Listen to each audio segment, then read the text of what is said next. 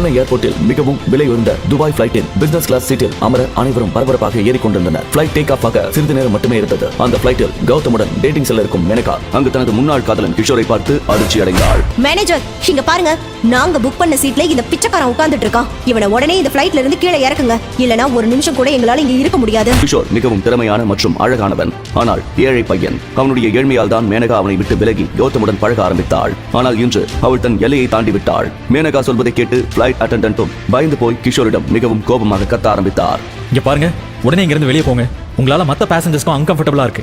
அது மட்டும் இல்லாம மேம் அண்ட் சார் இந்த சீட் நம்பர் 10 ஏற்கனவே புக் பண்ணிட்டாங்க. கிஷோர் பிளைட் அட்டெண்டன்ட்டின் வார்த்தைகளை முற்றிலுமாக புறக்கணித்தான். இவர்களின் சத்தம் கேட்டு பைலட்டும் அங்கே வந்தார். அவர் கிஷோரிடம், நீங்க மட்டும் இப்ப வெளியே போலனா நான் போலீஸை கூப்பிட வேண்டியது இருக்கும். கிஷோர் மேனகாவின் கேள்விக்கு பதில் எதுவும் சொல்லாமல் தன் மொபைலை எடுத்து பைலட்டுக்கு ஒரு மெசேஜை காட்டினான். அதை பார்த்தவுடன் பைலட் மற்றும் பிளைட் அட்டெண்டன்ட்டின் கை கால்கள் அதிர்ச்சியில் ஒரு கணம் நடுங்கியது. சார் என்ன மன்னிச்சிடுங்க சார், உங்களை அடையாளம் காண முடியல.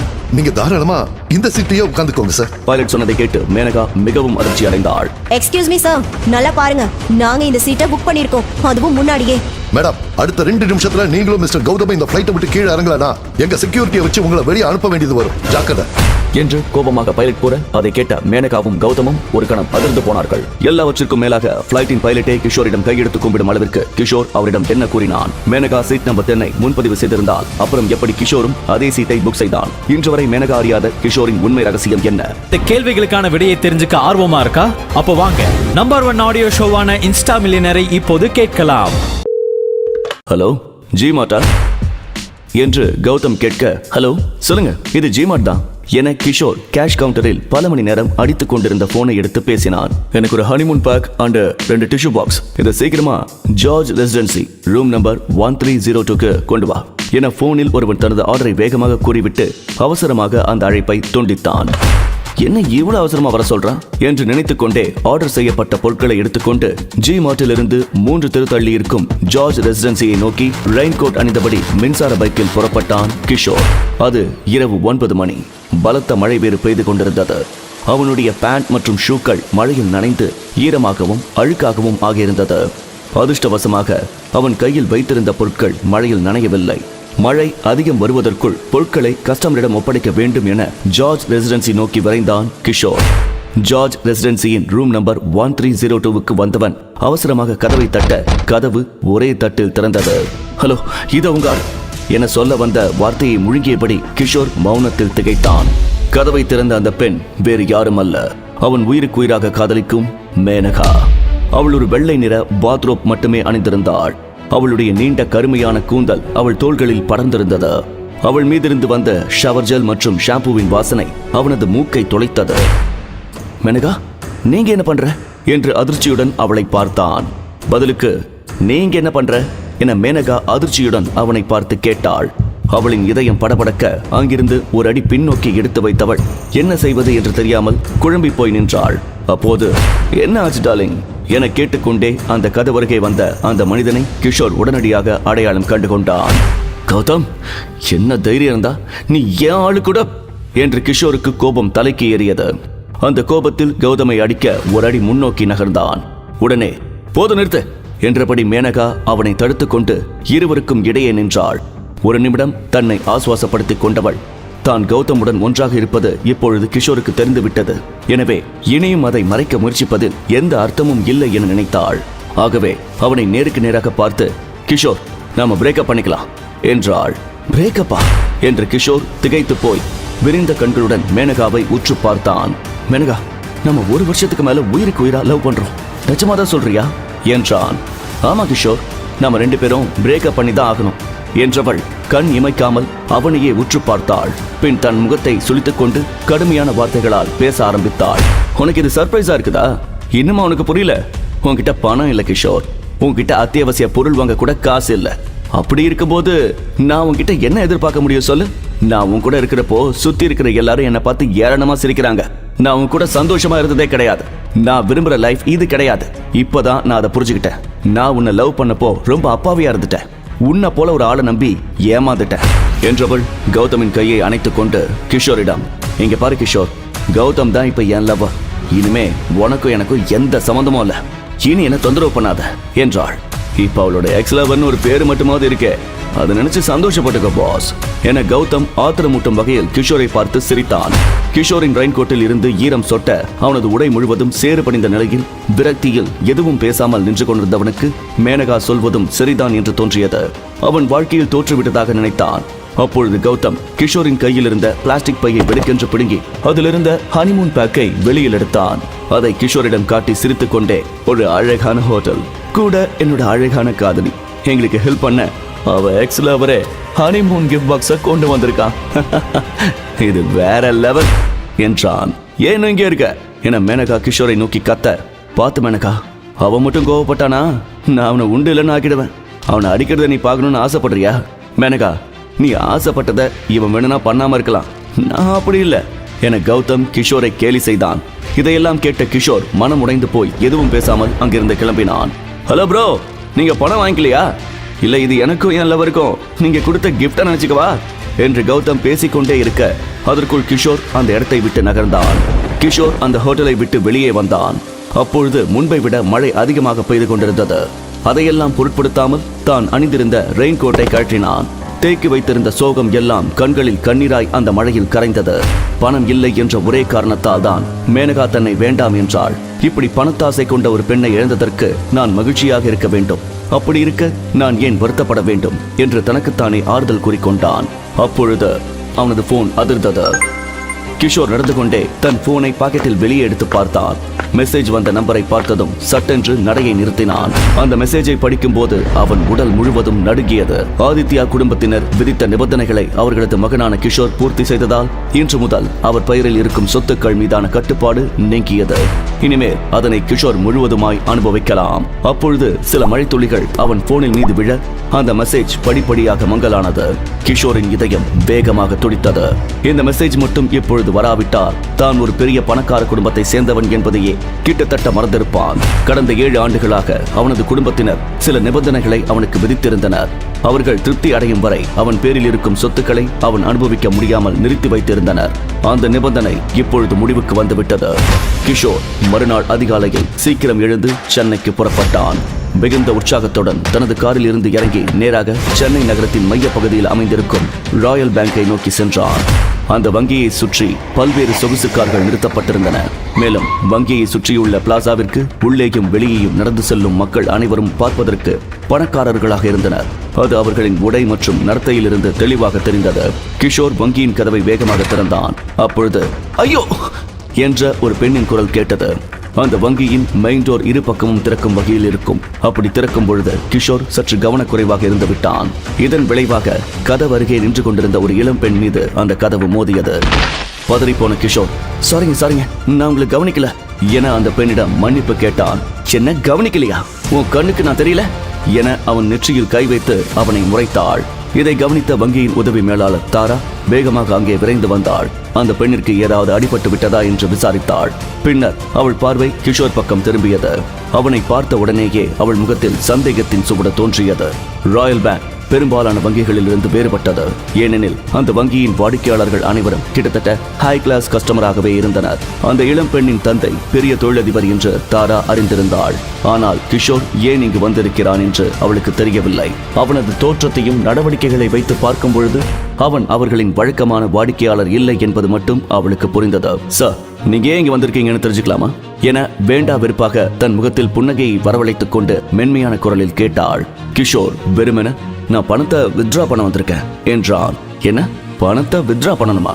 அதுக்கு உங்ககிட்ட இந்த பேங்க் கார்டு இருக்கா என்று அந்த மேனேஜர் தாரா அவனை பார்த்து ஏளனமாக கேட்டாள். ராயல் பேங்கின் கார்டை பெறுவது அவ்வளவு எளிதான காரியம் அல்ல. அதற்கு 50 லட்சத்திற்கு மேல் சேமிப்பு தொகை வைத்திருக்க வேண்டும் என்பது குறைந்தபட்ச தகுதியாக இருந்தது. இந்த விதிகளை பற்றி கிஷோருக்கு தெரிந்திருக்க வாய்ப்பில்லை என்று அவள் உணர்ந்தாள். ஒருவேளை மற்ற வங்கிகளின் கார்டுகளையும் இங்கே பயன்படுத்தலாம் என்று அவன் நினைத்திருக்கலாம் என எண்ணினாள். தாராவின் கேள்விக்கு இல்லை என கிஷோர் தலையை ஆட்டினான். அப்போது கிஷோரின் மீது தவறுதலாக இடித்த அந்த பெண்ணுக்கு அவனின் இந்த பதிலை கேட்டதும் சிரிப்பை அடக்க முடியவில்லை. அவள் தகுதிக்கு மேலும் இவனுடன் பேசுவது சரியல்ல என்று நினைத்தாள். அப்பொழுது சலோ போலாம் என அந்த பெண்ணின் தந்தை தான் எடுத்து வந்த ஆவணங்களை சரிபார்த்துக் கொண்டே நடந்தார். நானே என் டேடியும் கிளம்புறோம் என்ற அந்த பெண் தாராவின் கையை குலுக்கினாள். பிறகு கிஷோரை பார்த்தாள். அப்புறம் மிஸ் தாரா, இப்படி ஒருத்தன் இந்த பேங்க்ல இருக்கிறது உங்க பேங்க் இமேஜை தான் டேமேஜ் பண்ணும். சீக்கிரம் என்ன பண்ண முடியுமோ பண்ணுங்க இது மாதிரி மறுபடியும் நடக்காதுன்னு நம்புறேன் என்று கூறி தன் தந்தையின் கையை பிடித்து கதவை திறந்தாள். நீங்க இங்க வந்தது எங்க பேங்குக்கு ரொம்ப பெருமை. மறுபடியும் பார்க்கலாம் மேம் என்ற தாரா அவர்களை வழியனுப்ப பேங்க் வாசல் வரை பின்தொடர்ந்தாள். பின் கிஷோரை சீக்கிரம் அங்கிருந்து கிளப்பி விட வேண்டும் என்று யோசித்துக் கொண்டே மீண்டும் உள்ளே சென்றாள். உள்ளே வந்தவள் பேங்க் மெயின் கேட் அருகே கிஷோர் இல்லாததை பார்த்து, ஐயோ அவன் எங்க போனா என்று அதிர்ந்தாள். ஒருவேளை அவளே இங்கிருந்து அமைதியா நழுவி போயிருப்பானோ என்ற எண்ணத்தில் நிம்மதி அடைந்தாள். அவளது இருக்கைக்கு செல்ல தயாராக இருந்த போது அவள் பார்வை VIP ரூம் பக்கம் நின்றிருந்த கிஷோர் மீது விழுந்தது. ஐயோ அது அவனேதான், அவன் இங்கிருந்து கிளம்பியிருப்பான் நினைச்சது தப்பா போச்சு என்று தாரா ஓடி வந்து கிஷோரை தடுப்பதற்குள் அவன் VIP அறை உள்ளே நுழைந்து விட்டான். VIP அறை என்பது குறைந்தது 30 கோடிக்கு மேல் மதிப்புள்ள ஹை கிளாஸ் வாடிக்கையாளர்களுக்கு மட்டுமே. ஆனால் கிஷோரிடம் அந்த வங்கியின் கார்டு கூட இல்லை. அப்படி இருக்கையில் அவன் உள்ளே சென்றால் நிச்சயம் தன் மேல் அதிகாரியின் கோபத்திற்கு ஆளாவோம் என்று நினைத்தாள். ஹேய் நில்லு, உள்ள போகாத என தாரா கத்த அங்கிருந்த மற்ற வாடிக்கையாளர்கள் அனைவரும் அவளை ஒரு மாதிரியாக பார்த்தனர். சுற்றி இருப்பவர்களை பார்த்த தாரா அவர்களிடம் அசட்டு சிரிப்புடன் மன்னிப்பு கேட்டுக்கொண்டே கிஷோரை நோக்கி வேகமாக நடந்தாள். ஆனால் அவன் ஏற்கனவே VIP அறையின் கதவை திறந்து உள்ளே நுழைந்து விட்டான். என்ன தைரியம் அவனுக்கு என்ற கோபத்தோடு கிஷோரை நோக்கி விரைந்த தாரா VIP அறையின் கதவை வேகமாக தள்ளினாள். ஆனால் கதவு உள்ளிருந்து பூட்டப்பட்டிருந்தது. அதே சமயம் VIP அறையின் உள்ளே சோஃபாவில் சாய்ந்தபடி வங்கியின் மேலாளர் கணேஷ் ரிலாக்ஸாக மொபைலை பார்த்து கொண்டிருந்தான். சட்டென்று ரூம் டோர் திறக்க பதறி போனவன் தன் போனை ஓரமாக வைத்துவிட்டு சீட்டிற்கு வந்து அமர்ந்தான். பொதுவாக ஒரு VIP தன்னை பார்க்க வருகிறார் என்றால் அதை முன்கூட்டியே தாரா அவனிடம் தெரிவித்திருக்க வேண்டும். இந்த வங்கியில் மொத்தம் 31 VIP கஸ்டமர்கள் இருக்கிறார்கள். அவர்கள் அனைவருக்கும் கணேஷ் தான் கஸ்டமர் மேனேஜராக இருக்கிறான். மேலும் இவனுக்கு அந்த VIPக்களை பற்றி அக்குவேறு ஆணிவேராக தெரியும். கிஷோர் உள்ளே நுழைந்ததும் அவசரமாக தன்னுடைய ஆடையை சரி செய்து கொண்ட கணேஷ் தனக்கே உரித்தான பாணியில் சிரித்துக் கொண்டே அவனை வரவேற்றான். ஆனால் அடுத்த நொடியே கிஷோரின் தோற்றத்தை பார்த்ததும் அவனுடைய முக பாவனை சட்டென்று மாறத் தொடங்கியது. VIP கஸ்டமர்கள் மட்டுமே உள்ளே நுழைய முடியும் இந்த அறைக்குள் கிஷோரை பார்த்த கணேஷ், நீங்க யாரு, என்ன விஷயமா என்ன பார்க்க வந்தீங்க தெரிஞ்சுக்கலாமா என குழப்பமாக கிஷோரை பார்த்து கொண்டே கேட்க, என் பணத்தை வித்ட்ரா பண்ண இங்க வந்திருக்கேன் என கிஷோர் நேரடியாக விஷயத்துக்கு வந்தான். இதை கேட்ட கணேஷ், இந்த பேங்க் கார்டு உங்ககிட்ட இருக்கா என சந்தேகத்துடன் அவனை பார்க்க, உடனே இல்ல என அமைதியாக கிஷோர் பதிலளித்தான். இதை கேட்ட சீஃப் மேனேஜர் கணேஷ் தான் நினைத்தது போலவே இவன் ஒரு VIP கஸ்டமர் இல்லை என முடிவு செய்தான். இருந்தாலும் இந்த அறை உள்ளே நுழைய கோடிக்கணக்கில் அக்கவுண்டில் பேலன்ஸ் வைத்திருக்க வேண்டும். அப்படி இருக்க இவனை எப்படி VIP அறை உள்ளே நுழைய அனுமதித்தார்கள் என்று குழம்பி போனான். சாரி சார், கார்டு இல்லாம எதுவும் பண்ண முடியாது, உங்களுக்கு வேற ஏதாவது ஹெல்ப் பண்ணணுமா என்று கணேஷ் கிஷோரை ஒரு பைத்தியம் என்றே நினைத்தான். மேலும் இவனை போன்ற ஆட்களை எல்லாம் தாரா ஏன் உள்ளே நுழைய அனுமதித்தாள்? இதை பற்றி அடுத்த மீட்டிங்கில் அவளிடம் கராராக பேச வேண்டும் என்று மனதுக்குள் அவளை திட்டினான். அப்பொழுது, அப்போ உங்ககிட்ட ஃபிங்கர் பிரிண்ட் ரெகக்னிஷன் இருக்கா என்று கணேஷை பார்த்து கிஷோர் கேட்டான். அந்த வங்கியில் ஃபிங்கர் பிரிண்ட் ID இருந்தாலும் அது ஒரு சில பணக்கார குடும்பம் மற்றும் பெரிய நிறுவனங்கள் மட்டுமே அதை பயன்படுத்த முடியும். மேலும் அங்கிருக்கும் கணினியில் சிலரது கைரேகைகள் மட்டுமே பதிவு செய்யப்பட்டிருந்தது. இருப்பினும் அதுவரை அந்த வங்கி கிளையில் இருக்கும் கஸ்டமர்ஸ் யாருமே ஃபிங்கர் பிரிண்ட் ரெகக்னிஷனை பயன்படுத்தியது இல்லை. என ஃபிங்கர் பிரிண்ட் ரெகக்னிஷன் யூஸ் பண்ணணுமா என திகைப்புடன் கணேஷ் கிஷோரை பார்த்தான். ஆம் என தலையசைத்த கிஷோரை பார்த்த கணேஷிற்கு மேலும் குழப்பமாக இருந்தது. இந்த வங்கியின் கஸ்டமராக இல்லாத ஒருவன் ஏன் ஃபிங்கர் பிரிண்ட் ஐடியை பயன்படுத்த நினைக்கிறான் என ஒரு பக்கம் ஆர்வமாக இருந்த போதிலும் கிஷோரின் இந்த கோரிக்கையை வேடிக்கையாக எடுத்துக்கொள்வது ஒரு விதத்தில் சரியல்ல என கணேஷ் நினைத்தான். மேலும் சில நொடிகள் யோசித்தவன் கிஷோரின் ஃபிங்கர் பிரிண்டை பரிசோதிக்க ஒரு வழியாக அனுமதித்தான். பல நாட்களாக யாரும் பயன்படுத்தாமல் பத்திரமாக சேஃப் லாக்கர் உள்ளே பூட்டப்பட்டிருந்த ஃபிங்கர் பிரிண்ட் ரெகக்னிஷன் மிஷினை வெளியே எடுத்த கணேஷ், உங்க கட்டை விரலை இந்த இடத்துல வைங்க என மிஷினை கிஷோரின் முன்பு வைத்தான். கிஷோர் தன் கட்டை விரலை அதில் வைத்த உடனே என்ற சத்தத்துடன் சிவப்பு நிறத்தில் அந்த மிஷின் ஒளிர்ந்தது. மேலும் அங்கிருந்த LCD ஸ்கிரீனில் ஃபிங்கர் பிரிண்ட் நாட் ரெக்கார்டட் என்ற வார்த்தைகள் தோன்ற கணேஷ் தன் அருகில் இருந்த கிஷோரை முறைத்து பார்த்து கொண்டே போலீசுக்கு கால் செய்ய தயாரானான். அதற்குள் வெயிட் என்று பதட்டமாக கூறிய கிஷோர், ஒருவேளை இது தப்பான ஃபிங்கரா இருக்கும், இந்த டைம் என் ஆள்காட்டி விரலை யூஸ் பண்ணி பார்க்கிறேன் என்றான். இதை கேட்ட கணேஷ் அவனை பார்த்து ஏளனமாக சிரித்துக் கொண்டே, நீ என்ன பிளான்ல இங்க வந்திருக்க? உன் கட்ட விரல் ரெகக்னிஷன் ஆகலனா அடுத்தடுத்த விரலா வச்சுட்டு போவியா? ஒருவேளை எந்த விரலும் ரெகக்னிஷன் ஆகலனா அடுத்து என்ன உன் கால் விரலை வைப்பியா என்று கேட்டார். ஆனால் அதற்குள் கிஷோர் தன் ஆள்காட்டி விரலை அந்த மிஷினில் உள்ளே வைத்து விட்டான். இந்த முறை கிஷோரின் கைரேகை ஏற்றுக்கொள்ளப்படாவிட்டால் உடனடியாக போலீஸ்க்கு போன் செய்வது என கணேஷ் தீர்மானித்தான். அப்பொழுது என மிஷினில் பச்சை நிறத்தில் லைட் தோன்ற அதனுடன் verification successful, family account 01, verifier Kishore Kumar, account 01104 என தோன்றிய மெசேஜை பார்த்த கணேஷ் வாயெடுத்து போய் நின்றார். பின் அவசரமாக கிஷோரை பார்த்தவன், sorry mister Kishore Kumar sir, நீங்க யாருன்னு தெரியாம பேசிட்டேன், என்ன மன்னிச்சிடுங்க, உங்களுக்கு என்ன வேணும் சொல்லுங்க, நானே பண்றேன் என கனிவாக சிரித்துக்கொண்டே கேட்டான். உடனே பரவாயில்ல என சொல்லிக்கொண்டே எழுந்து நின்ற கிஷோர், என் அக்கௌண்ட்ல எவ்வளவு பேலன்ஸ் இருக்குன்னு பார்க்க முடியுமா என்று கேட்டான். அதுக்கு என்ன சார், இப்பவே செக் பண்ணிடலாம் என்று கணேஷ் கம்ப்யூட்டர் முன் அமர்ந்து சிறிது நொடிகள் எதையோ டைப் செய்து பின் ஃபிங்கர் பிரிண்ட் சென்சார் உதவியுடன் கிஷோரின் அக்கௌண்ட்டை ஆக்சஸ் செய்து அவனுக்கு வேண்டிய தகவல்களை எடுத்துவிட்டு, இதோ நீங்க கேட்டது சார் என கம்ப்யூட்டரில் தோன்றிய எஸ் பட்டனை கிளிக் செய்ய கிஷோரின் அக்கௌண்ட் டீடைல்ஸ் ஸ்கிரீனில் தோன்றியது. மிஸ்டர் கிஷோர், உங்க அக்கௌண்ட்ல 450 கோடி இருக்கு என்ற கணேஷுக்கு கிஷோரின் அக்கௌண்ட் பேலன்ஸை பார்த்ததும் மூச்சு முட்டியது. பெரும்பாலான மக்கள் இவ்வளவு பெரிய தொகையை கனவில் கூட நினைத்து பார்த்திருக்க மாட்டார்கள். அப்படி இருக்க ஒரு 20 வயது இளைஞனுக்கு இவ்வளவு பெரிய செல்வம் இருப்பதை கண்டு வியந்தான். திரையில் தோன்றிய எண்களையை வெறித்து பார்த்த கணேஷ் உண்மையிலேயே கிஷோர் பெரிய பணக்காரன் தான் என்று தனக்குத்தானே கூறிக்கொண்டார். அப்பொழுது, ஓ மறந்துட்டேன், உங்களுக்கு வேற சில ப்ராப்பர்ட்டிஸ் இருக்கு, அதை இப்போ உங்களுக்கு காட்டுறேன் என கூறிக்கொண்டே பல பக்கங்களை கிளிக் செய்தவன் கடைசியாக ஓகே என்ற பட்டனை கிளிக் செய்தான். அப்பொழுது கம்ப்யூட்டர் ஸ்கிரீனில் பல ஆப்ஷன்ஸ் கொண்ட ஃபோல்டர்ஸ் வந்து நின்றது. இந்த ஃபோல்டர்ஸ்ல இருக்கிறது எல்லாமே உங்க பிரைவேட் ப்ராப்பர்ட்டிஸ் பத்தின டீடைல்ஸ் என கணேஷ் கூறிக்கொண்டே ஸ்கிரீனில் தென்பட்ட முதல் ஃபோல்டரை கிளிக் செய்ய ஸ்விஸ் அக்கௌண்டில் உள்ள கணக்கும் அதனுடன் ஒரு ஸ்போர்ட்ஸ் காரின் டீடைல் இருந்தது. மேலும் அடுத்தடுத்த ஃபோல்டர்ஸை கணேஷ் கிளிக் செய்ய வேறு சில வங்கி கணக்கின் டீடைல் ஓபன் ஆனது. அதை ஓபன் செய்து பார்க்கையில் அதில் முத்துக்களும் தங்க கட்டிகளும் 3 ஒரிஜினல் பிகாசோ பெயிண்டிங்ஸும் சில கலைப்பொருட்களும் இருந்தன. மேலும் அதனுடன் வைரமும் நகைகளும் இருப்பதாகவும் குறிப்பிட்டிருந்தது. அதையெல்லாம் பார்த்த கணேஷிற்கு தலை சுற்ற ஆரம்பித்தது. ஏனென்றால் அவ்வளவு பெரிய பணக்காரரை அதுவரை அவன் பார்த்ததே இல்லை. ஓகே கணேஷ், எனக்கு இப்போ ஒரு விஐபி கார்டு கிடைக்குமா என கிஷோரின் குரலில் கேட்ட பின்புதான் கணேஷ் சுயநினைவுக்கே வந்தான். உங்களுக்கு இல்லாமையா? இதோ உடனே ரெடி பண்றேன், ப்ளீஸ் வெயிட் என்ற கணேஷ் உடனடியாக தேவையான ஏற்பாடுகளை செய்ய தொடங்கினான். அடுத்த 10 நிமிடத்தில் கிஷோருக்கான சுப்ரீம் கார்டு தயாரானது. அதனை பார்த்த கணேஷ், இந்த கார்டு தான் இந்த பேங்கின் ஹையஸ்ட் கார்டு, இருப்பினும் இது கிஷோரின் சொத்து மதிப்பிற்கு முன் சிறிதாக இருக்கிறது என்று நினைத்துக் கொண்டே அந்த கார்டை, மிஸ்டர் கிஷோர் இதோ உங்க கார்டு என கிஷோரிடம் கொடுத்தார். தேங்க்யூ என கூறிக்கொண்டே கதவு அருகே நடந்து சென்றவனை பார்த்த Ganesh, Kishore sir please wait a minute என கூறினான். ஏனென்றால் விஐபி கஸ்டமரான கிஷோரை வாசல் வரை சென்று வழி அனுப்புவதுதான் அவருக்கு தரும் மரியாதை என நினைத்தான். இருப்பினும் கம்ப்யூட்டர், ஃபிங்கர் பிரிண்ட் ஸ்கேனர் என அனைத்தும் லாக்கர் உள்ளே இல்லாமல் வெளியே இருந்ததால் கணேஷால் ஒன்றும் செய்ய முடியவில்லை. மேலும் இந்த விஐபி அறையின் கண்காணிப்பு கேமரா தலைமை அலுவலகத்துடன் இணைக்கப்பட்டிருந்தது. அதே சமயம் விஐபி அறைக்கு வெளியே நின்றிருந்த தாராவுக்கு உள்ளே என்ன நடக்கிறது என்பது தெரியாமல் பதட்டத்தோடு காத்திருந்தாள். ஒருவேளை கணேஷ் சாரை விஐபி அறை உள்ளேயே வைத்து கிஷோர் கொலை செய்திருப்பானோ என்ற எண்ணமெல்லாம் அவள் மனதுக்குள் வந்து போக அது மேலும் அவளின் பயத்தை கூட்டியது. என்ன நடந்தாலும் பரவாயில்லை என நினைத்தவள் கதவை தட்ட முயன்றாள். அப்பொழுது கதவு திறந்து அதன் வழியே கிஷோர் கடந்து செல்வதை பார்த்த தாரா, ஹேய் நில்லு என கத்திக்கொண்டே அவனை நோக்கி நடந்தவள் அவனுடைய சட்டையை பிடித்தாள். நீ இங்கிருந்து ஒரு அடி கூட வெளியே எடுத்து வைக்க விட மாட்டேன். என்ன தைரியம் இருந்தா பெர்மிஷன் இல்லாம விஐபி ரூம் உள்ள போயிருப்ப. ஃபர்ஸ்ட் அங்க ஏதாவது திங்ஸ் மிஸ் ஆயிருக்கான்னு செக் பண்ணணும், அப்புறம் போலீஸ் வருவாங்க, அவங்க கிட்ட ஆன்சர் பண்ணிட்டு கிளம்ப என தாரா கூற குழம்பி போன கிஷோர், நீங்க என்ன சொல்றீங்க என கேட்க அவனை மேற்கொண்டு எதையும் பேச விடாமல் அவனை வழிமறைத்து நின்று செக் செய்ய முயற்சித்தாள். ஆனால் அவளால் அவருடைய பைக்குள் தேட முடியவில்லை. கிஷோருக்கு இவள் ஏன் இப்படி நடந்து கொள்கிறாள் என்று புரியவில்லை. அவனிடம் தாரா மோசமாக நடந்து கொண்டாலும் எதுவும் பேசாமல் அமைதியாகவே இருந்தான். அப்பொழுது அவன் பேண்ட் பாக்கெட்டில் எட்டி பார்த்து கொண்டிருந்த சுப்ரீம் கார்டை பார்த்த தாரா, இது எப்படி உன்கிட்ட என்றவள் அதனை வெடுக்கென அவனிடம் இருந்து பிடுங்கியது மட்டுமல்லாமல், இந்த கார்டு உன்கிட்ட எப்படி வந்தது?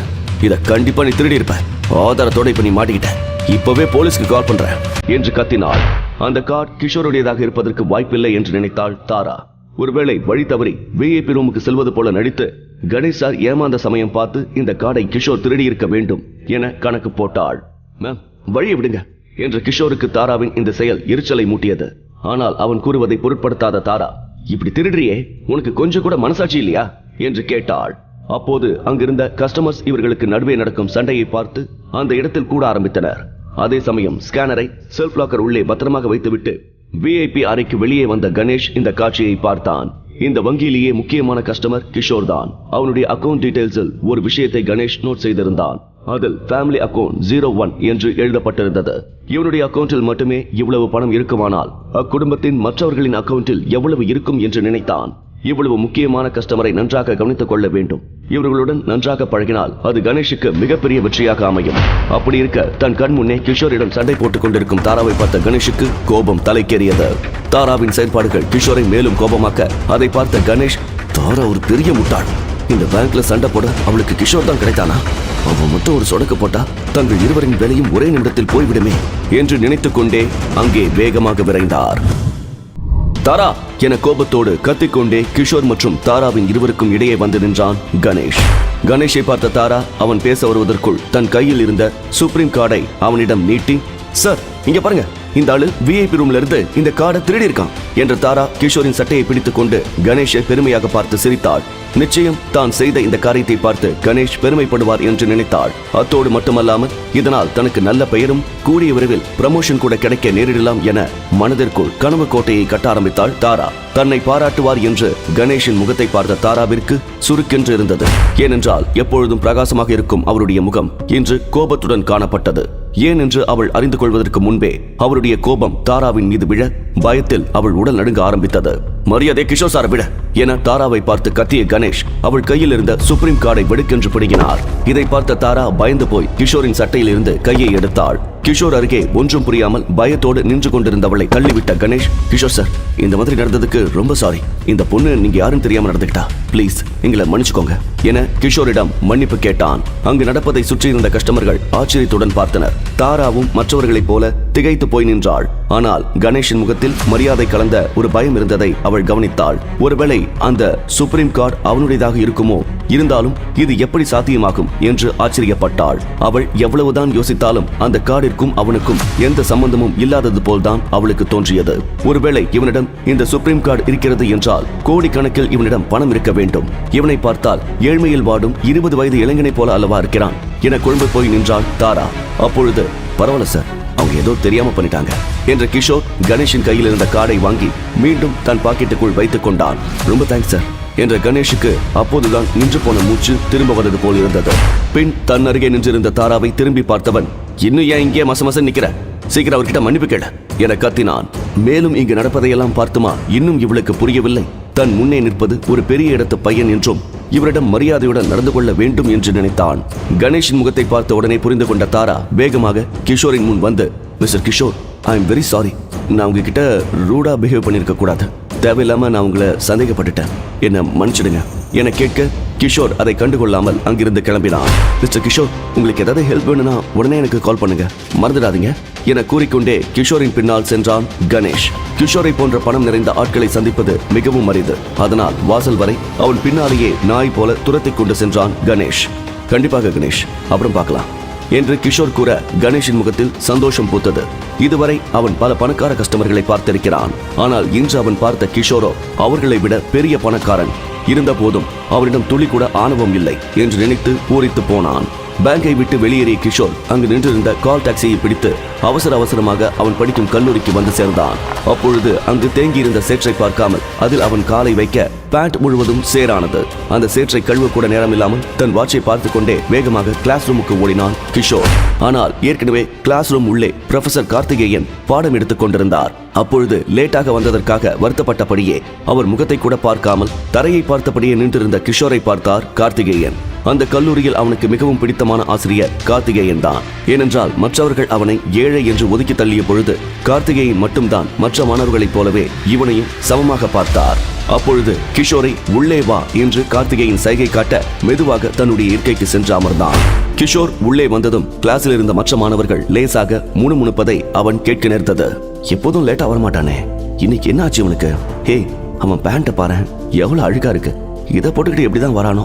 டே மச்சான், அவன் ட்ரெஸ்ஸை பார்த்தா ரோட்ல கிடந்ததை எடுத்து போட்டுட்டு வந்த மாதிரி இருக்கு என சிலர் தொடர்ந்து அவனை கிண்டல் செய்து கொண்டே இருக்க அவர்களுடன் சில பெண்களும் சேர்ந்து கொண்டனர். முன் வரிசையில் தங்கள் வாயை மூடிக்கொண்டு அவனையே பார்த்தபடி சிரித்து பேசுவதை கிஷோர் கவனித்தான். போதும், பேச்சு நிறுத்திட்டு கிளாஸ் கவனிங்க என ப்ரொஃபசர் கார்த்திகேயன் குரல் சத்தமாக கேட்க சட்டென்று பேச்சு சத்தம் நின்றது. ப்ரொஃபசர் கார்த்திகேயன் தன்னை ஒரு மாதிரி பார்த்து கொண்டே கிளாஸ் எடுப்பதை கிஷோர் கவனித்தான். மற்றவர்களைப் போல தன்னால் இருக்க முடியவில்லை என்ற ஒரு வருத்தம் அவர் கண்களில் இருப்பதை இவனால் உணர முடிந்தது. ஒரு வழியாக கிளாஸ் முடிந்ததும் ப்ரொஃபசர் கார்த்திகேயன் தன்னுடைய புத்தகங்களை கையில் எடுத்துக்கொண்டு அறையை விட்டு வெளியேறினார். அப்பொழுது கிளாஸ் ரூம் வெளியே மேனகா என யாரோ அழைக்கும் குரல் கேட்டது. அந்த குரல் வந்த திசையை அனைவரும் திரும்பி பார்க்க அங்கே கௌதம் நின்று கொண்டிருந்தார். கேஷுவலாக நடந்து சென்று ஜன்னல் அருகே அமர்ந்திருந்த மேனகாவிடம் நெருங்கி அமர்ந்தான். கௌதமை பார்த்த மேனகா சந்தோஷத்தில் அவனை இறுக்கமாக கட்டிப்பிடித்து முத்தம் கொடுத்தாள். இதை கவனித்த மற்ற மாணவர்கள் அதிர்ச்சியில் கிஷோரை திரும்பி பார்த்தனர். ஆனால் கிஷோருக்கும் மேனகாவுக்கும் பிரேக்கப் நடந்த விஷயம் அங்கிருந்த யாருக்கும் தெரியாது. மற்ற மாணவர்களைப் போலவே கிஷோரும் மேனகாவை அருவருப்பாக பார்த்தான். கௌதம் பல பெண்களை காதலித்து ஏமாற்றிய விஷயம் அந்த கல்லூரிக்கு உள்ள அனைவருக்குமே தெரியும். மேனகாவும் அந்த பல பெண்களின் பட்டியலில் சேரப்போகிறாள் என்று கிஷோர் நினைத்தான். இனியும் அவளுக்காக சண்டை போடுவதில் எந்த பிரயோஜனமும் இல்லை என அவளை கண்டும் காணாமல் இருந்தான் கிஷோர். அப்பொழுது வேண்டுமென்றே மேனகாவின் இடுப்பை பிடித்துக் கொண்டு கௌதம் கிளாஸ் ரூமை விட்டு வெளியேறினான். அப்பொழுது டார்லிங், ஒரு நிமிஷம் வெயிட் பண்ணு என்ற மேனகா கிஷோரை நோக்கி நடந்து வந்து தன் கையில் இருந்த செல்போனை நீட்டி, இங்க பாரு, உனக்கு எனக்கும் பிரேக்கப் ஆயிடுச்சு, அதனால இனிமே உன்னோட இந்த போனை நீயே வச்சுக்கோ என்றவள் கிஷோரின் கையில் சாம்சங் கேலக்சி மொபைலை கொடுத்தாள். சிறிது நேரம் அந்த மொபைலை பார்த்து கொண்டிருந்த கிஷோர் பின்னர் அதை எடுத்துக்கொண்டான். ஏய், இங்க பாரு, இந்த மாதிரி போன்லாம் வாங்குறதுக்கு நீ இன்னும் 6 மாசம் மாங்குன்னு வேலை செய்யணும் என்று மேனகா தன் கையில் இருந்த புது ஐபோனை எடுத்து காட்டினாள். இது லேட்டஸ்ட் ஐபோன் மாடல், நீ வாங்கி கொடுத்த சாம்சங் போனை விட 100 மடங்கு பெட்டரானது என்றவள் அவனை இழிவாக பார்த்தாள். அப்கோர்ஸ் டார்லிங், இவன மாதிரி ஆளுங்கெல்லாம் இதை கனவுல தான் வாங்க முடியும் என மேனகாவுடன் சேர்ந்து கொண்டு கௌதமும் கிஷோரை பார்த்து சிரித்தான். 6 மாசமா அவ இந்த போனை கேட்டதுக்கு அப்புறம் தான் நீ வாங்கியே கொடுத்தியாமே. இந்த மாதிரி பொண்ணை லவ் பண்றதுக்கெல்லாம் ஒரு தகுதி வேணும். இனிமே என் மேனகா பின்னாடி சுத்துற வேலையை வச்சுக்காத. ஒருவேளை உன்னை அவ பின்னாடி சுத்துறத பார்த்த நடக்கிறதே வேற என கௌதம் கிஷோரை எச்சரிக்க, இவன் கூட எல்லாம் பேசி உன் டைமை ஏன் வேஸ்ட் பண்ற கௌதம், சீக்கிரமா நம்ம லஞ்சுக்கு வெளியில போலாம் என்ற மேனகா கிஷோரை முற்றிலுமாக புறக்கணித்தாள். அது என்ன பேர் வச்சு அசிங்கமா கூப்பிட்டுக்கிட்ட, அழகா பேபின்னு கூப்பிடு என அசடு வழிய கௌதம் கேட்க அவளும் சிரித்துக் கொண்டே ஓகே பேபி போலாமா என அவனை பார்த்து கண்ணடித்தாள். அப்பொழுது மேனகா என ஒரு பெண் முறைத்துக் கொண்டே அவள் அருகில் நடந்து வந்தாள். மேனகா, உனக்கு இது அசிங்கமா இல்ல?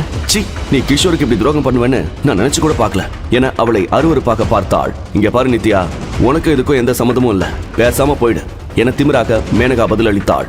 நித்யா, மேனகா மற்றும் கிஷோர் மூவரும் நல்ல நண்பர்களாக இருந்தனர். கிஷோரும் மேனகாவும் காதலர்களாக இருந்த போது அவர்களுக்குள் அடிக்கடி சண்டை வரும். அப்பொழுதெல்லாம் நித்யா தான் அவர்களது சண்டையை தீர்த்து வைப்பாள். கௌதம் மாதிரி ஒரு ஆளு நம்பியா கிஷோர் கூட பிரேக்கப் பண்ண என்ற நித்யா மேலும், நீ கிஷோர் கிட்ட இப்படி எல்லாம் பேசுறது ரொம்ப தப்பு. உனக்கு உடம்பு சரியில்லாத சமயத்துல கிஷோர் தான் உன் பக்கத்துல இருந்து நைட்டும் பகலுமா பாத்துக்கிட்டான். உனக்கு கால் உடைஞ்சப்ப கூட அவன் தான் உன்னை தூக்கிட்டு நடந்தான். உனக்கு நல்லாவே தெரியும் அவன் கையில பணம் இல்லைன்னு. அப்படியும் நீ போன் கேட்டங்கிறதுக்காக தானா நைட்டும் பகலுமா உழைச்சு உனக்காக ஒரு போன் வாங்கி கொடுத்தான். இதுக்கெல்லாம் நன்றி கடன்னா இப்படிதான் பிரேக்கப் பண்ணுவியா என ஆதங்கத்தில் நித்யா கத்தினாள். இதை கேட்ட மேனகா உடனே, இங்க பாரு, நான் ஒன்னும் அவனை ஃபோர்ஸ் பண்ணி எதையுமே வாங்கல. அவன் லூசுத்தனமா ஏதாவது பண்ணிட்டு இருந்தா அதுக்கு நான் தான் காரணமா? அது மட்டும் இல்லாம போன் வாங்கி கொடுத்தா அவன் பெரிய ஆளாயிடுவானா? வெறும் சாம்சங் தானே வாங்கி கொடுத்தான், ஐபோனை வாங்கி கொடுத்தான் என நித்யாவை திட்டினாள்.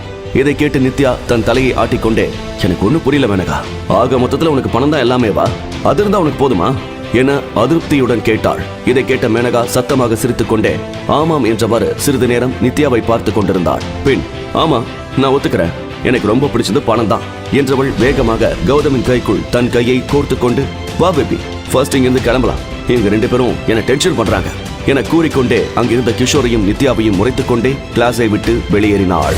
டே கிஷோர், இதுக்கெல்லாம் கவலைப்படாதடா என்று நித்யா கவலை தோய்ந்த முகத்துடன் இருந்த கிஷோரை பார்த்து, அவ கிடக்கா பணத்தை ஆசை பிடிச்சவ, நல்ல வேலை அவ உன் லைஃப்ல இல்லாம போயிட்டான்னு நினைச்சு சந்தோஷப்படுடா என ஆறுதல் கூறினாள் நித்யா. மேலும், இந்த அளவுக்கு ஃபீல் பண்றதுக்கு அவ வர்த் இல்ல என்று அவள் கூற அதற்கு கிஷோர் சிரிப்பதை பார்த்ததும் தான் நித்யாவுக்கு நிம்மதியாக இருந்தது. ஒரு வழியா உன்னை பிடிச்ச அந்த பிசாசு போயிடுச்சு, இதை நாம கண்டிப்பா செலிப்ரேட் பண்ணி ஆகணும். நம்ம காலேஜ் பக்கத்துல இருக்கிற அந்த டி லுகாஸ் ஹோட்டல் போலாமா என நித்யா கிஷோரை பார்த்து கிண்டலாக கேட்டாள். பெரிய 5 ஸ்டார் ஹோட்டலான டி லுகாஸுக்கு அந்த கல்லூரியில் படிக்கும் பெரிய பெரிய பணக்கார குடும்பத்தை சேர்ந்த மாணவர்கள் மட்டுமே சென்று சாப்பிடுவார்கள். அந்த ஹோட்டலின் பெயரை கிஷோர் கேட்டதும், ஐயோ சான்ஸே இல்ல, நான் மறுபடியும் அவன் மூஞ்சில முழிக்க வேண்டான்னு பாக்குறேன் என வெறுப்பாக கூறினான். ஏனென்றால் கௌதமுடன் சேர்ந்து கொண்டு மேனகா அந்த உணவகத்திற்கு தான் இப்பொழுது சென்றிருக்கிறாள். ஆனா நான் ஒரு நாள் உனக்கு இதை விட பெரிய ஹோட்டலான லீ மெர்டின் கூட்டிட்டு போய் ட்ரீட் வைக்கிறேன் என்றான். டி லுகாஸை விட பெரிய 5 ஸ்டார் ஹோட்டலான லீ மெர்டினுக்கு நித்யாவை கூட்டி செல்வதாக கூறியது அவனால் நம்ப முடியவில்லை. ஏனென்றால் அந்த ஹோட்டலானது சென்னையில் உள்ள மிகவும் ஆடம்பரமான உணவகங்களில் ஒன்றாகும். நினைத்தவுடன் யாரும் அங்கு சாப்பிட முடியாது. அப்படி இருக்க அங்கே எப்படி போக முடியும் என யோசித்துக் கொண்டே குழப்பமாக அவனையே ஆச்சரியமாக பார்த்தாள். ஒருவேளை இந்த பிரேக்கப் அவனை இப்படியெல்லாம் பேச வைக்கிறதா என்று நினைக்கும் பொழுது சிரிப்பாக வந்தாலும் கிஷோரை பின்தொடர்ந்து கொண்டே, ஆஹா, இந்த மாதிரி இடத்துக்கெல்லாம் நீ போவியா என்ன? நாங்க போனதே இல்லப்பா என சிரித்துக் கொண்டே கேட்டாள். கிஷோர் நினைத்தால் அந்த பெரிய 5 ஸ்டார் ஹோட்டலையே விலைக்கு வாங்க முடியும் என்று நித்யாவுக்கு தெரியாது. அதனால் அவன் கூறியது அனைத்தும் கேலியாக எடுத்துக்கொண்டு கிண்டல் செய்து கொண்டிருக்கும் சமயம் நித்யாவின் ஃப்ரெண்ட்ஸ் அங்கு வரவே அவர்களுடன் சேர்ந்து அவளும் கிளம்பினாள். அதே சமயம் அங்கே வந்த கிஷோரின் ஹாஸ்டல் ரூம்மேட்ஸான அகிலும் ரோஹனும் அவனை கேண்டீனுக்கு இழுத்து கொண்டு சென்றனர். கேண்டீன் என்ட்ரன்ஸில் கால் எடுத்து வைத்த அகில் தன்னுடைய போனை உற்று பார்த்து கொண்டே, அடச்ச என்னடா நடக்குதுங்க, சீக்கிரம் எல்லாரும் நம்ம ஹாஸ்டல் வாட்ஸ்அப் குரூப் செக் பண்ணுங்க என்றான். இதை கேட்டதும் என்னாச்சு என கேட்டுக்கொண்டே கிஷோரும் ரோகனும் அவசரமாக வாட்ஸ்அப் குரூப்பை செக் செய்தனர். அவர்களுடைய இன்னொரு ரூம்மேட்டான சரணிடமிருந்து தான் அந்த மெசேஜ் வந்திருந்தது. அதில், ஹே மச்சான், எல்லாரும் கேட்டுக்கோங்கடா, இனிமே நான் சிங்கிள் பசங்க இல்ல, எனக்கு ஆள் கிடைச்சிருச்சு, சீக்கிரமா எல்லாரும் ஹாஸ்டலுக்கு ஓடுவாங்க, இன்னைக்கு என் செலவுல அவங்க எல்லாருக்கும் பார்ட்டி வைக்கிறேன் என்று எழுதியிருந்தது.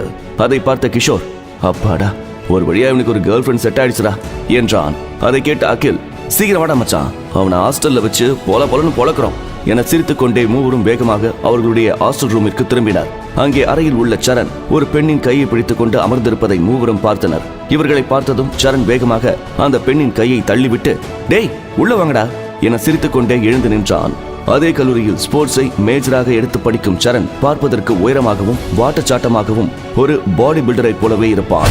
டே மச்சான், இதுதான் என்னோட கேர்ள் ஃபிரெண்ட் பிரியா, இவ்வளவு நம்ம காலேஜ் மியூசிக் டிபார்ட்மெண்ட்ல தான் படிக்கிறா என்ற சரண் பிரியாவிடம், அப்புறம் இவங்க தான் என்னோட ஃப்ரெண்ட்ஸ் கிஷோர், அகில், அப்புறம் ரோஹன் என்று தன் நண்பர்களை அவளுக்கு சரண் அறிமுகப்படுத்த உடனே எழுந்து நின்ற பிரியா அவர்களை பார்த்து லேசாக சிரித்தாள்.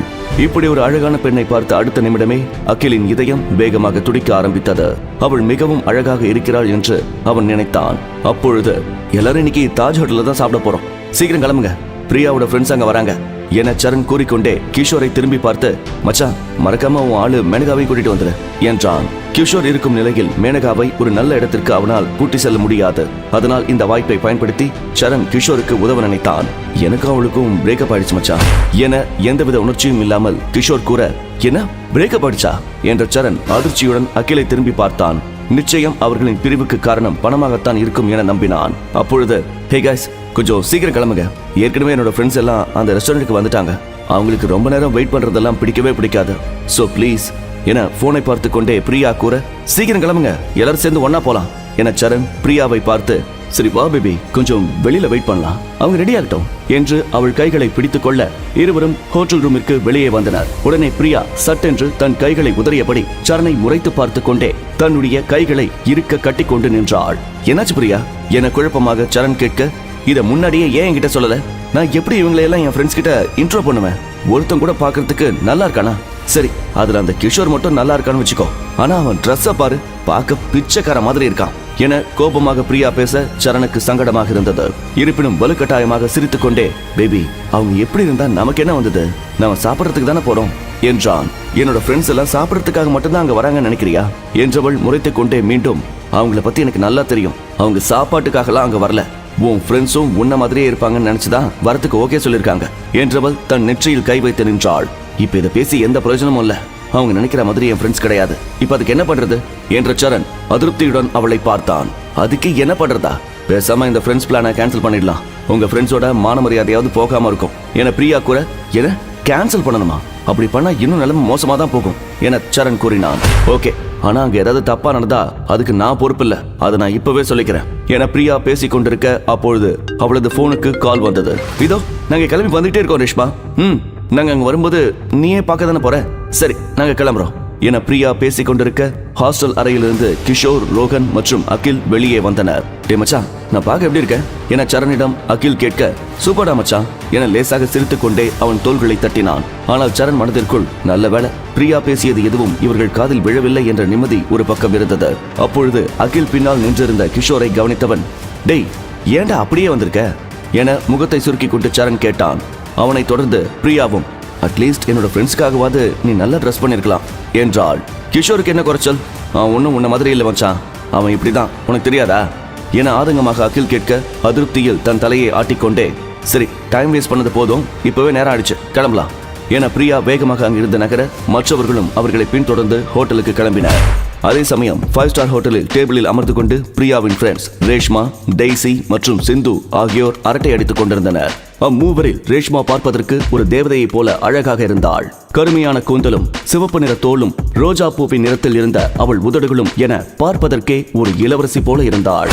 ஏய், உன் நெத்தில என்ன லைட்டா வீங்கின மாதிரி இருக்கு என டெய்சி ரேஷ்மாவின் நெற்றியை சுட்டிக்காட்டி கேட்டாள். ஓ அதுவா, அதை பத்தி கேட்காத, இன்னைக்கு ராயல் பேங்க் போற வேலை இருக்குன்னு உன்கிட்ட சொன்னான்ல, அங்க ஒருத்தன் என்ன டோர் வச்சு இடிச்சிட்டான் என்ற ரேஷ்மாவின் அழகான முகம் சற்று நேரத்திலேயே கோபமாக மாறியது. அவனை சும்மாவை விட்ட ராயல் பேங்க்ல இந்த மாதிரி ஆளுங்களை எல்லாம் உள்ள விட மாட்டாங்களே, எப்படி இது நடந்தது என டெய்சி கேட்டுக்கொண்டே இருக்க தனது போன் கேமரா வழியாக மீண்டும் ஒருமுறை அந்த வீக்கத்தை தொட்டு பார்த்தாள் ரேஷ்மா. முன்பிருந்ததை விட வீக்கம் சற்று கம்மியாகத்தான் இருந்தது. உடனே தன் போனை கீழே வைத்தவள் டெய்சியை பார்த்து சிரித்துக்கொண்டே சாரி கேட்டான், அதனால சும்மா விட்டேன். அவன் பார்க்க எப்படி இருந்தான் தெரியுமா, அந்த இடத்துக்கும் அவனுக்கும் சம்பந்தமே இல்லாத மாதிரி இருந்தான் என ரேஷ்மா கூற, உடனே சிந்து நீ சொல்றத பார்த்தா அவன் ராயல் பேங்க் கஸ்டமர் இல்லையா என கேட்டாள். எக்ஸாக்ட்லி, லட்சக்கணக்கில் பணம் வச்சிருக்கவங்க மட்டும்தான் அந்த பேங்க்ல கஸ்டமர் ஆகவே முடியும். அவன் பார்க்கவே பிச்சைக்கார மாதிரி இருந்தான் என தன் உடம்பை சிரித்து கொண்டு கூறினாள். இப்பெல்லாம் பணக்காரங்க கூட பார்க்க சாதாரணமா தான் இருக்காங்க, சிம்பிளா இருக்கலாம்னு நினைச்சிருக்கலாமே என சிந்து அசால்ட்டாக கூற, ரேஷ்மா இல்லை என்பது போல் தலையை ஆட்டிக்கொண்டே அவன் ஒன்றும் பணக்காரன் கிடையாது, பார்க்கவே அழுக்கா இருந்தான். அந்த பேங்க் மேனேஜரே அவனை செக் பண்ணாங்க, அவன் கையில கார்டு கூட இல்லை, ஆனா பணத்தை வித்ட்ரா பண்ணணும்னு வந்து நின்றுட்டு இருந்தான், பார்க்க ஒரு பைத்திய மாதிரி இருந்தான் என கூற, அதை கேட்டவுடன் நான் மட்டும் அந்த இடத்துல இருந்தா சிரிச்சே செத்திருப்பேன். கண்டிப்பா இப்படிப்பட்ட ஆளுங்கெல்லாம் லாஸ்ட் வரைக்கும் சிங்கிள் தான் என டெய்சியும் சிந்துவும் மாறி மாறி சத்தமாக சிரித்துக் கொண்டனர். அதுக்கப்புறம் நான் அவனை பார்க்கவே இல்லை. சரி, அவனை பத்தி பேசி டைம் இன்வெஸ்ட் பண்ணணும், எப்படி அவனை மறுபடியும் நாம பார்க்க போறதில்ல என்று ரேஷ்மா பெருமூச்சு விட்டாள். பின் ஏன் இன்னும் பிரியா வரல என்றவள் தனது போனை எடுத்து பிரியாவின் லவர் போட்டோவை காட்டி, ச்சே இவளுக்கு இப்படி ஒரு அழகான பையன் கிடைச்சிருக்கான், அவன் கூட வர ஃப்ரெண்ட்ஸ்ல இப்படி யாராவது ஒருத்தர் இருந்தான்னா கண்டிப்பா அவன் எனக்கு தான், தேவையில்லாம என் கூட சண்டை போடக்கூடாது என ரேஷ்மா அவர்களை பார்த்து கண்ணடித்தாள். ஐத்தியக்காரி என டெய்சி சிரித்தாள். 3 பெண்களும் இப்படி அரட்டை அடித்து சிரித்துக் கொண்டும் அவ்வப்பொழுது மேக்கப்பை சரிபார்த்து கொண்டும் பிரியாவுக்காக காத்திருந்தனர். சிறிது நேரத்தில் பிரியா, சரண், கிஷோர் மற்றும் அவர்களின் நண்பர்களும் அந்த 5 ஸ்டார் ஹோட்டலுக்கு வந்து சேர்ந்தனர். ஹோட்டல் உள்ளே வந்ததும் கிஷோர் தன் ஷர்ட்டில் ஏதோ கரை ஒட்டியிருப்பதை கவனித்தான். உடனே நீங்க முன்னாடி போங்க, நான் வாஷ்ரூம் போயிட்டு வரேன் என மற்றவர்களை முன்னால் போக சொன்னான். அவர்கள் உள்ளே நுழைந்த அடுத்த நொடியே டேபிளில் அமர்ந்திருந்த ரேஷ்மாவையும் மற்ற 2 பெண்களையும் பார்த்த அகிலும் ரோகனும் அவர்களின் அழகில் மயங்கி போனார்கள். அகில் அவர்களை நோக்கி வெட்கத்துடன் நடக்கத் தொடங்கினான். அதே போல ரோகனும் பதற்றத்துடன் மூக்கு கண்ணாடியை சரி செய்து கொண்டே அவர்களை நோக்கி நடந்து சென்றான். அவர்களை முந்திக் கொண்டு வேகமாக டேபிளின் அருகே சென்ற பிரியா, ஹாய் கேர்ள்ஸ், எதை பத்தி எல்லாரும் இப்படி பேசி சிரிச்சுக்கிட்டு இருக்கீங்க, எனிதிங் இன்ட்ரெஸ்டிங் என சிரித்துக் கொண்டே கேட்க, புன்னகையுடன் அவர்களை திரும்பி பார்த்த ரேஷ்மா மற்றும் 2 பெண்களின் முகத்தில் இருந்த அந்த சிரிப்பு அப்படியே உறைந்து போனது. அவர்கள் எதிர்பார்த்த தோற்றம் அகிலிடமும் ரோகனிடமும் இல்லாததால் அது அவர்களுக்கு ஏமாற்றத்தை தந்தது. அடுத்த நொடியே அவர்களை பார்க்க விரும்பாமல் தங்கள் முகத்தை திருப்பிக் கொண்டனர். அவர்களது இந்த ரியாக்ஷனை பார்த்த பிரியாவிற்கு சற்று சங்கடமாகி போனது. இப்படி நடக்கும் என்று எனக்கு முன்பே தெரியும் என்பது போல் தன் பின்னால் நின்றிருந்த சரணை முறைத்து பார்த்தாள் பிரியா. ஆனால் சரண் எனக்கொன்றும் தெரியாது என்பது போல தோள்களை குலுக்கி சிரித்துக் கொண்டே எல்லாரும் உட்காருங்க என்றான். அகிலும் ரோகனும் காலியான சேர் அருகே செல்ல, உடனே அதற்கு அருகில் இருந்த டெய்சி அங்கிருந்து எழுந்து அவளது சேரை நகர்த்தி சிந்துவின் அருகே ஒட்டி அமர்ந்து கொண்டாள். அவர்களுடன் அமர அவளுக்கு விருப்பமில்லை என்பதை தெளிவுபடுத்தினாள். இதை கவனித்த சரண் தன்னால் தன் நண்பர்கள் அவமானப்படுகிறார்கள் என வருத்தப்பட்டான். அவர்கள் அங்கு வந்ததிலிருந்து டெய்சியும் சிந்துவும் ஒரு வார்த்தை கூட பேசாமல் தங்கள் போனையே நோண்டிக் கொண்டிருந்தனர். இது அவர்களை மேலும் அவமானப்படுத்தும் விதமாக இருந்தது. அந்த டேபிளில் மொத்தம் 4 மர ஸ்டூல்கள் இருந்தன. அவை ஒவ்வொன்றிலும் 2 பேர் அமரலாம். டெய்சியும் சிந்துவும் ஒன்றாக அமர அவர்கள் எதிரே அகிலும் ரோகனும் அமர்ந்தனர். சரண் பிரியாவிடம் சேர்ந்து அமர்ந்து கொள்ள ரேஷ்மா மட்டும் தனியாக அமர்ந்திருந்தாள். பிரியா மற்றும் சரணுக்கு இது சற்று கவலையை ஏற்படுத்தியது. ஏனென்றால் அவளின் நண்பர்களில் ரேஷ்மா மிகவும் அழகானவள், அதைவிட முன்கோபக்காரி வேறு. இந்த நிலையில் இப்பொழுது கிஷோர் வந்தால் அவள் எவ்வாறு நடந்து கொள்வாள் என நினைத்து கவலைப்பட்டனர். அவர்கள் வருத்தப்படும் அளவுக்கு கிஷோர் பார்ப்பதற்கு அவ்வளவு மோசமாக இல்லை. இருப்பினும் அவன் உடுத்தி இருந்த உடை மிகவும் மோசமான நிலையில் இருந்தது. அது ஒரு நல்ல இம்ப்ரெஷனை ஏற்படுத்த வாய்ப்பில்லை என நினைத்துக் கொண்டே அனைவரிடமும் என்ன ஆர்டர் செய்யலாம் என சரண் கேட்க, அருகில் இருந்த மெனு கார்டை டெய்சியும் சிந்துவும் மும்முரமாக பார்த்தனர். அப்பொழுது சரனை பார்த்த ரேஷ்மா, உங்க ஃப்ரெண்ட்ஸ் 3 பேர் வரதான் சொன்னீங்க, இன்னொருத்தர் எங்க என ஆர்வத்துடன் கேட்டாள். கொஞ்சம் ரெஸ்ட் ரூம் வரைக்கும் போயிருக்கான், இப்போ வந்துருவான் என சரண் கூறி முடிப்பதற்குள் கிஷோர் அவர்களை நோக்கி நடந்து வந்தான். அதை பார்த்த சரண் உடனே எழுந்து நின்று, டே மச்சான், நாங்க எங்க இருக்கோம், சீக்கிரம் வா என கையசைக்க, அவன் யார் என பார்க்கும் ஆர்வத்துடன் பிரியாவின் ஃப்ரெண்ட்ஸ் அவனை திரும்பி பார்த்தனர். அடுத்த நொடியே அவர்களின் முகம் ஏமாற்றத்தில் சுருங்கி போனது. பின் எதுவும் பேசாமல் பழையபடி மெனு கார்டை மீண்டும் ஒரு பார்வையிட்டனர். ஆனால் கிஷோரை பார்த்ததுமே ரேஷ்மாவின் கண்கள் விரிந்தன. அதிருப்தியுடன் அவனையே பார்த்து கொண்டிருந்தாள். அதேபோல் கிஷோரும் ரேஷ்மாவை பார்த்த உடனேயே அடையாளம் கண்டுகொண்டான். அவள் பார்வையில் ஒரு விதமான வெறுப்பு கலந்திருப்பதை அவனால் உணர முடிந்தது. ஆனால் அது ஏன் என்று தெரியாமல் முழித்துக் கொண்டே ரேஷ்மாவின் அருகில் இருந்த காலியான இடத்தில் சென்று கிஷோர் அமர்ந்ததும் ரேஷ்மா அவனை பார்த்து ஏளனமாக சிரித்தாள். இதை கவனித்த பிரியாவுக்கு சற்று குழப்பமாக இருந்தது. உடனே ரேஷ்மா என்னாச்சு என பிரியா கேட்க, ஒன்னும் இல்ல பிரியா என சிரித்துக்கொண்டே கிஷோரை பார்த்தவள் பின்னர் டெய்சி மற்றும் சிந்துவின் பக்கம் திரும்பி ஹஸ்கி வாய்ஸில், ராயல் பேங்க்ல இடிச்ச அந்த பையன் இவன் தான் என ரேஷ்மா ஓரக்கண்ணில் அவனை பார்த்தாள். இவனா அது என அதிர்ச்சியுடன் டெய்சி கேட்டாள். நான் பேங்க்ல பார்த்தப்போ போட்டிருந்த அதே ட்ரெஸ் தான் அவன் இப்பவும் போட்டிருக்கான் என இருவரும் முணுமுணுத்துக் கொண்டே கிஷோரை மேலும் கீழுமாக பார்த்தனர். இதை கவனித்த பிரியா, நீங்க எதை பத்தி பேசிட்டு இருக்கீங்க என கேட்க, அதற்கு பதில் எதுவும் கூறாமல் ரேஷ்மா அமைதியாக அமர்ந்திருப்பதை பார்த்த டெய்சி, இன்னைக்கு அவ அப்பா கூட ராயல் பேங்க் போனப்போ இந்த பையன் ரேஷ்மா மேல மோதிருக்கான், அதனாலதான் அவன் நெத்தியில இந்த காயம் என்றவள் கிஷோரை முறைத்து பார்த்து கொண்டே மேலும், இவன் எப்படி ட்ரெஸ் பண்ணிருக்கான் பாரு, இதே லட்சணத்துல தான் அந்த பேங்க் உள்ளேயும் போயிருக்கான். அந்த பேங்க்குக்கு வரவங்க எப்படி வருவாங்கன்னு உனக்கே நல்லா தெரியும். அப்படி இருக்க கார்டே இல்லாம அங்க போய் மேனேஜர் கிட்டயும் சண்டை போட்டிருக்கான். டவுட்டே வேண்டாம், கண்டிப்பா இவனை கழுத்தை பிடிச்சு வெளியில தள்ளி இருப்பாங்க என டெய்சி கூறிக்கொண்டே போக பிரியாவும் சிந்துவும் கிஷோரையே பார்த்து கொண்டிருந்தனர். மேலும் அவள் அதை பற்றி பேசிக்கொண்டே போக பிரியாவிற்கு கவலை அதிகமானது. ரேஷ்மாவுக்கு ஏற்கனவே கிஷோரின் மீது ஒரு நல்ல அபிப்பிராயம் இருப்பதாக அவளுக்கு தெரியவில்லை.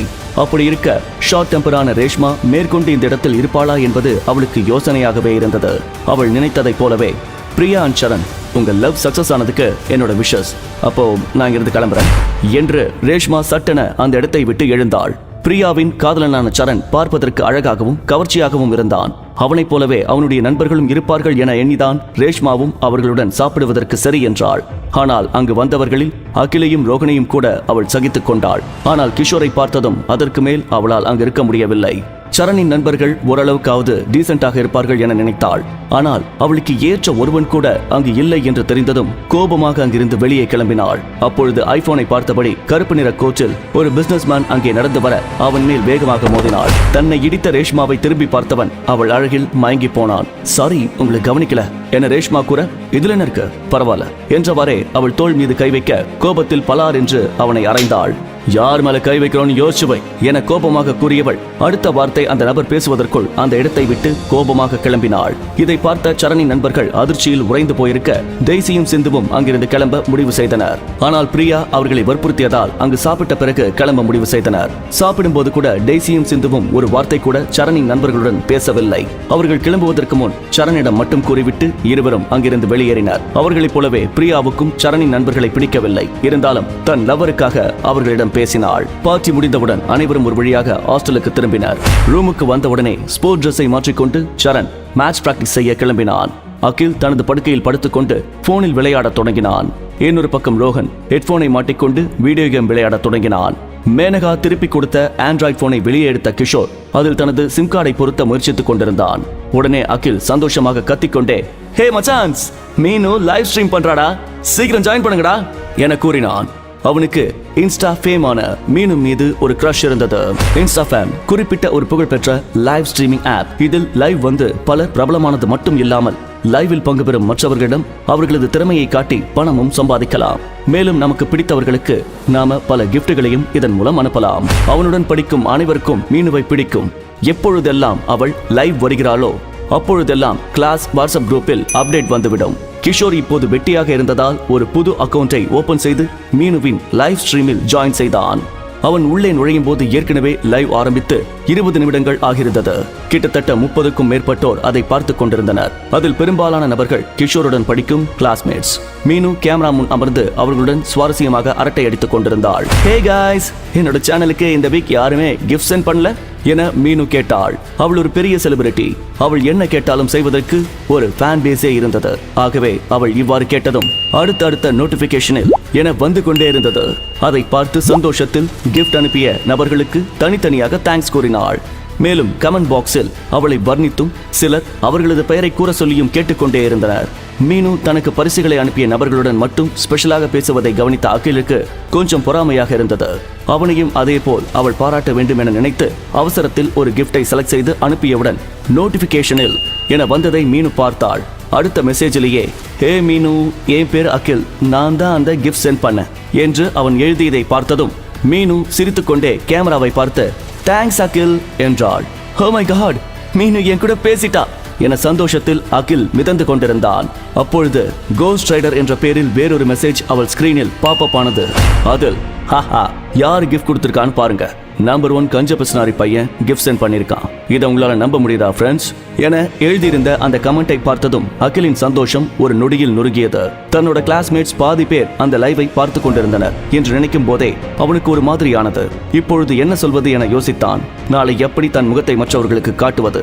இது பெரிய அவமானமாக இருக்கிறது என்று நினைத்து வருத்தப்பட்டவன் உடனே கோபத்தில், நான் கிஃப்ட் சென்ட் பண்றதுல உனக்கு என்ன ப்ராப்ளம்? உன் வேலையை மட்டும் பாரு என ரிப்ளை செய்தான்.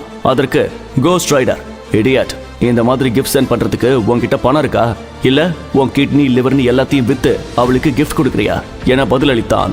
இதையெல்லாம் பார்த்து கொண்டிருந்த மீனு தன்னுடைய லைவ் ஸ்ட்ரீமிங்கில் சம்பந்தமே இல்லாமல் இரு நபர்கள் சண்டை போட்டுக் கொள்வது பிடிக்காமல், போதும் இப்ப சண்டை போடுறதை ஸ்டாப் பண்ணலனா நான் கண்டிப்பா உங்களை பிளாக் பண்ணிடுவேன் என்றாள். உடனே அகில், சாரி மீனு, அவன் தான் இதை ஆரம்பிச்சான் என்றான். அதற்கு ஹஹா, சோ வாட், நான் தான் இதை ஸ்டார்ட் பண்ணேன், இப்ப என்ன பண்ணுவீங்க என திமிராக கோஸ்ட் ரைடர் மெசேஜ் அனுப்பினான். இதையெல்லாம் ரீட் செய்து கொண்டிருந்த மீனு கடுப்பில் கோஸ்ட் ரைடரை பிளாக் செய்ய போனாள். ஆனால் அதற்குள் அவள் ஸ்கிரீனில் கோஸ்ட் ரைடர் சென்ட் யூ மணிகன் என்ற நோட்டிபிகேஷன் ஒளிர்ந்தது. அது சுமார் 50,000 ரூபாய்க்கு மேல் மதிப்பிலான கிஃப்ட். இதுவரை அவள் பெற்ற கிஃப்டிலேயே விலை உயர்ந்த பொருள் அதுதான். இடியட், யாரு கூட மோதிரன்னு தெரிஞ்சுக்கிட்ட அப்புறமா 500 ரூபாய் கிஃப்ட் அனுப்பிட்டு பெருசா பேசாத, முடிஞ்சா என் கூட இப்ப போட்டி போடு என்ற கோஸ்ட் ரைடர் தொடர்ந்து 5 முறை மீனுவுக்கு கிஃப்ட் அனுப்பினான். திரையில் அடுத்தடுத்து வந்த நோட்டிபிகேஷனை பார்த்த மீனுவால் இதை நம்ப முடியவில்லை. ஏனென்றால் அந்த கிஃப்ட்ஸின் மதிப்பு மொத்தம் 2,50,000 ரூபாய் ஆகும். அதை பார்த்த அதிர்ச்சியிலிருந்து மீள முடியாத மீனு தன் நெஞ்சை பிடித்துக் கொண்டு, ghost rider, thanks for the gifts, I am so happy now என கேமராவை நோக்கி ஃப்ளையிங் கிஸ் கொடுத்தாள். பின், நீங்க என் கிளாஸ் தானா என ஆர்வமாக கேட்டாள். இதை பார்த்த அகிலுக்கு கோபமாக வந்தது. காசு இருந்தா இவன் பெரிய ஆளா என முணுமுணுத்துக் கொண்டே, மீனு இந்த அக்கௌண்ட்டுக்கு மேனேஜராக்கு என அவளுக்கு மெசேஜ் அனுப்பினான். அதுக்கு என்ன, இப்பவே பண்றேன் என்றவள் வேகமாக சில பட்டன்களை அழுத்தினாள். உடனே மேனேஜர் ஆன்லைன் என்ற மெசேஜ் தோன்றியது. அந்த அக்கௌண்டிலிருந்து, டேய் பைத்தியக்கார நாயே என கோஸ்ட் ரைடர் மெசேஜ் செய்தான். உனக்கு எவ்வளவு தைரியம் இருந்தா மேனேஜர் பொசிஷனை கேட்ப, இருடா உனக்கு இருக்கு என அவன் கூறிய சில வினாடிகளிலேயே கம்ப்யூட்டரில் ஃப்ளையிங் ஃபிஷ் ஒரு நாளைக்கு பேன் செய்யப்பட்டான் என்ற மெசேஜ் தோன்றியது. அடச்ச, இதெல்லாம் ரொம்ப அநியாயம் என அகில் ஆவேசமாக தன்னுடைய போனை தூக்கி எறிந்தான். மேலும் கோஸ்ட் ரைடர் லைவ் ஸ்ட்ரீம் சாட்டில், அகில் முடிஞ்சா இப்ப மெசேஜ் அனுப்பிடா பாப்போம், இப்ப உன்னால எதுவும் பண்ண முடியாது என்றான். இதையெல்லாம் கண்டுகொள்ளாத மீனு தனக்கு கிஃப்ட் வந்த சந்தோஷத்தில், ஹே கோஸ்ட் ரைடர், ரொம்ப தேங்க்ஸ் ஃபார் த கிஃப்ட்ஸ், உனக்காக இந்த சாங் டெடிகேட் பண்றேன் என்றவள் அவனுக்காக ஒரு சாங்கை பிளே செய்தாள். மேலும் கோஸ்ட் ரைடரின் உண்மையான அடையாளத்தை தெரிந்து கொள்ளும் ஆர்வத்தில் அவளுடைய சாட் பாக்ஸ் வெவ்வேறு நபர்களின் மெசேஜ்களால் நிரம்பியது. சில்வர் ஃபாக்ஸ், இது யாரோட அக்கௌண்ட் தெரிஞ்சுக்கலாமா? யாரா நீ கோஸ்ட் ரைடர்? வேற லெவல் மச்சா.